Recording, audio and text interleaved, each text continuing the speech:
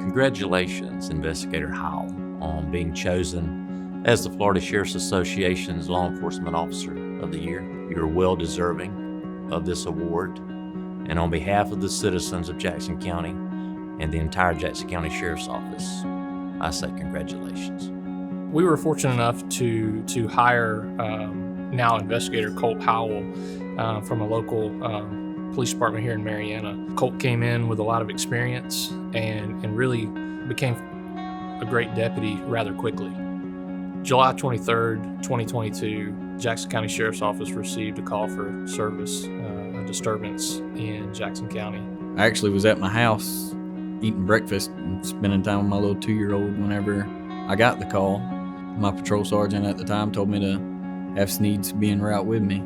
So whenever I got into my car, I called Sergeant Preston. Me and him worked the same shift, and asked him if he wanted to roll over there with me, and he said yes. Step one is information. I'm trying to gather as much information to be able to deal with the situation.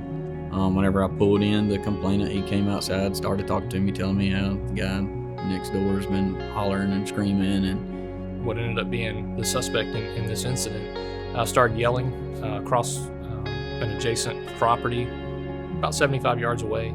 I'm not really paying him a whole lot of attention to start with because Sergeant Preston's with me, and I know that he's communicating with him, and he's watching him. So I'm trying to get as much out of the complainant that I can. Unprovoked and without any warning, began to just shoot at both Deputy Howell and Sergeant Brett Preston. I knew that it was going to be a fight, but I didn't think that it was going to be a gunfight. I got behind cover. I can remember thinking to myself, don't put your head up in the same place twice.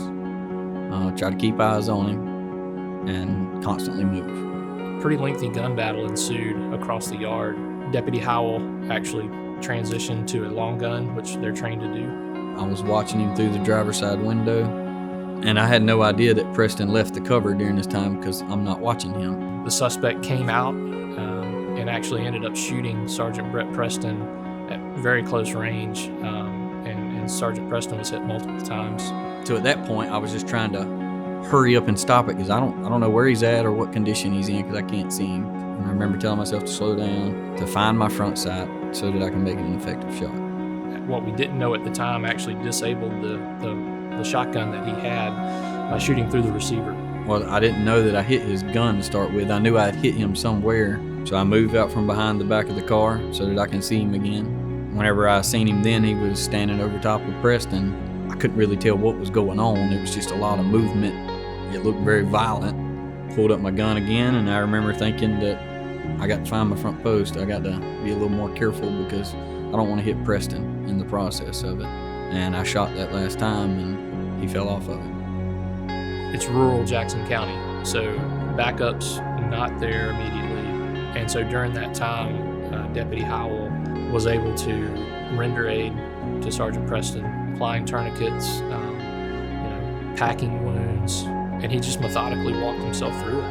After watching that video several hours after the incident, I said to myself, I could only hope that if I was put in the same situation that Colt Howell was put in, that I could respond as well as he did. I don't feel like I saved his life, but it was a good feeling whenever he got to come out and go to physical therapy here in Marianna. I would like to thank the Florida Sheriff's Association for choosing our investigator, Colt Howell, as the Law Enforcement Officer of the Year. I want to thank my family first. Without their support, I wouldn't be able to be here. My mom, she's got to dispatch us to crazy calls and still remain calm in there, knowing that we're out doing stuff dangerous, and my brother too, I guess. And my kids have to deal with me working crazy hours, and I would like to say to my wife, I love you, thank you. She's my rock.